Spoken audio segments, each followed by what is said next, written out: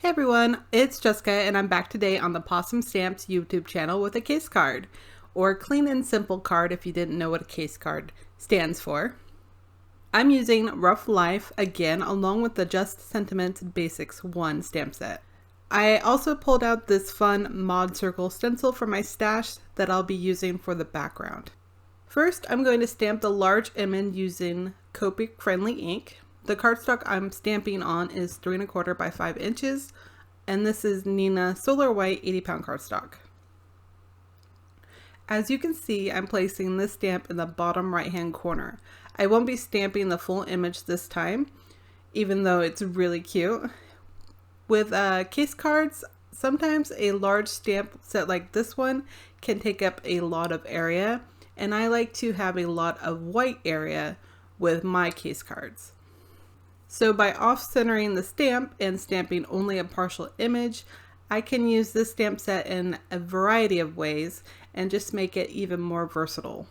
I did have to stamp that teddy bear a couple of times just to use on the outside and the inside of the card. He is just adorable. I'm also heat embossing the Get Well sentiment with a white embossing powder on black cardstock. I've kind of been addicted to bubble cutting, so I'm going to bubble cut this sentiment out. I just like the way that it looks rather than having just a rectangle or a strip of sentiment. Now that I have all that prep ready, I can start coloring. I'm using Copic markers for these images. I decided on a color scheme of purple, red, orange, and yellow.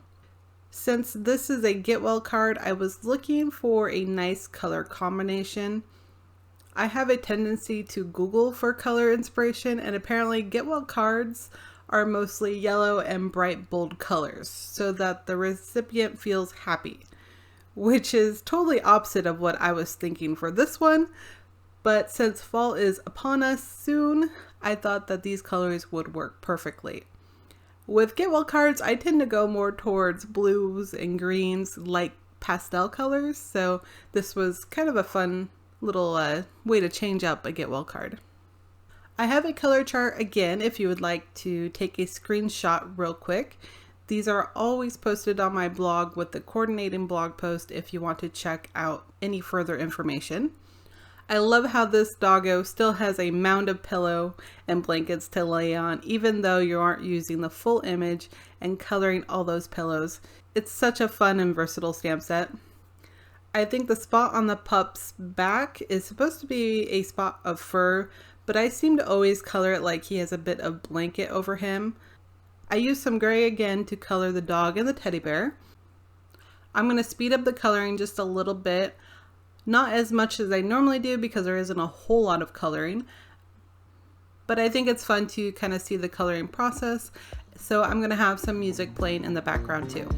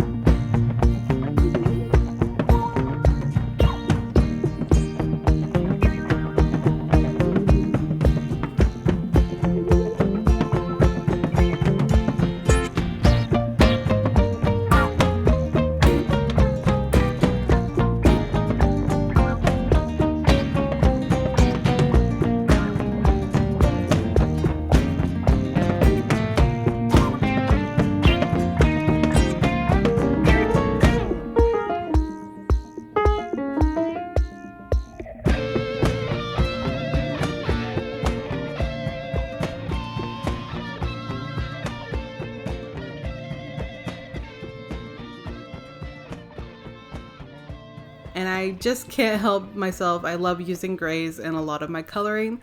The teddy bear has a coordinating die that I'm going to use to die cut these out. I'm also going to use the Pup on Pillows die and die cut a piece of blank white cardstock. So this is going to be my mask for coloring, and it will protect it while I ink blend over a stencil for the background. I could use some masking paper for this too, but it's going to be really light ink blending and not a lot of it. So I thought I would save my masking paper and just use regular cardstock this time. I'm using masking tape to tape down the stencil over top the die cut and image I just colored, and this is going to protect it from the salty ocean distress ink I'm going to be using. I have a makeup blending brush to ink blend over that stencil.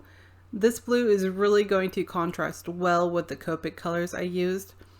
I have a piece of scratch cardstock so I can tap off some of that ink because I wanted a really light blending and I wanted it to fade out to white towards the outer edges.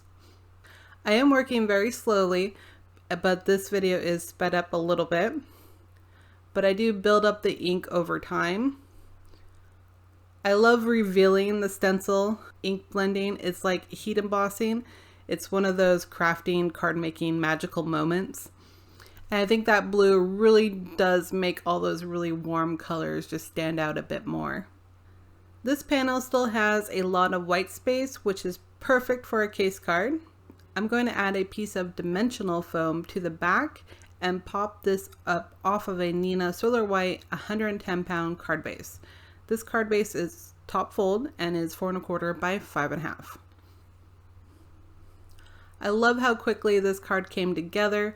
I'm going to add the sentiment on first using the multimedia matte glue, also the little teddy bear. I'm going to put him in the bottom right hand corner there. I do adhere the other teddy bear to the inside, and I left the rest of the inside blanks so I didn't show it this time around. I left it blank just because I didn't know how I was going to be using this card in the future, and if I wanted to add another sentiment inside for whatever the case may be for a Get Well card, I can do so. Alright, that is it for today. I love how this case card turned out. These kind of cards used to be really hard for me to do because I like to add all the things to cards and really build them up and make them really colorful. But this is a good little personal challenge for me to do every now and then just to mix up my card making. I love how that Ruff Life stamp set is so versatile, and I can use just a portion of that stamp set and still really get a cute image out of it. Thank you so much for watching today. Don't forget to like and subscribe, and I will see you in the next one.